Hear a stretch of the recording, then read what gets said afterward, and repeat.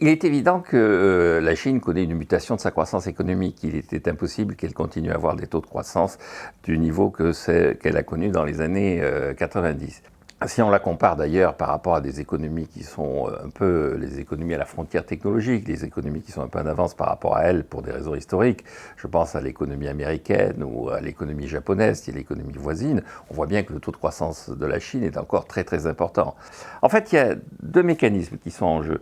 Quand une économie devient plus mature, quand une économie devient plus diversifiée, quand une économie cesse de sortir de la zone de décollage et de rattrapage par rapport aux économies environnantes, eh bien elle devient cyclique. Alors ça se démontre, il y a des modèles assez élaborés sur le plan mathématique, faits par les économistes, qui montrent qu'après la phase de décollage, la croissance ralentit et surtout la croissance devient cyclique. C'est-à-dire il y a des périodes d'accélération de la croissance et il y a des périodes de ralentissement.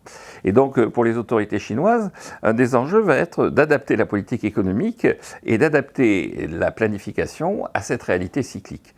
C'est-à-dire de définir une période d'évolution de la croissance économique, de définir des objectifs de politique monétaire par rapport à ce cycle qui est en train d'apparaître. Et puis le deuxième élément, c'est que fondamentalement, la croissance moyenne, donc pendant un cycle, vous avez des bonnes périodes, et puis vous avez des périodes moins favorables, et puis vous avez une croissance moyenne, une tendance, cette croissance moyenne va baisser. Donc on l'avait vu avant la Covid, les prévisions de croissance de la Chine pour 2020 étaient à 5,9%, c'était en dessous des 6% qui étaient un peu une sorte de chiffre magique dans l'analyse de l'économie chinoise. Alors, à ça, il y a deux raisons essentielles. La première raison, c'est que, eh bien, on ne peut pas croître encore une fois indéfiniment et à des niveaux spectaculaires, ne serait-ce que parce que la base, la référence, le niveau de départ est de plus en plus gros. Et donc, chaque fois qu'on augmente un peu la croissance économique, la production, comme la base est beaucoup plus large, le taux affiché est moins important. Mais ça, c'est un effet optique, c'est un effet purement de statistique.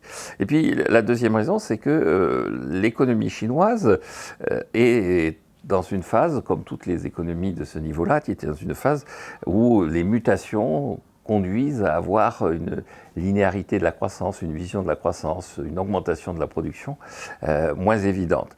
Ce qui est le plus frappant dans cette situation, c'est que la tentation naturelle des économies qui sont moins porteuses de croissance qu'à une certaine époque, c'est d'essayer de retrouver la croissance antérieure par de l'endettement. Et donc un des dangers qui menace l'économie chinoise, c'est de se laisser aller à davantage de dettes dans un contexte où les dettes publiques et privées sont déjà très élevées. La Chine a beaucoup de possibilités devant elle, et surtout, je pense que la Chine a montré sur les 30 dernières années qu'elle était capable en permanence de s'adapter à l'évolution de l'économie mondiale, c'est-à-dire de ne pas s'enfermer dans la routine d'une croissance portée par le marché extérieur, les exportations, les débouchés américains. Et on voit bien que la Chine a compris que de toute façon, un jour ou l'autre, le Vietnam, l'Inde, l'Indonésie seront les ateliers du monde. Et donc, elle sera le laboratoire du monde, le lieu où on inventera le monde. Mais si elle s'enferme dans l'idée, si elle s'enfermait dans l'idée qu'elle va continuer à produire des automobiles et des t-shirts pour Walmart et pour les grands centres américains, elle serait condamnée. Or, elle a montré justement cette capacité d'adaptation qui est assez spectaculaire. C'est-à-dire que l'Allemagne et le Japon avaient fait ce même calcul, avaient réussi, mais par exemple, le Japon est en train de passer, lui, en ce moment, à côté de cette adaptation à la réalité de l'économie mondiale. Il est en train de ne pas voir et de ne pas réaliser que l'avenir est plus dans les GAFA que chez Toyota.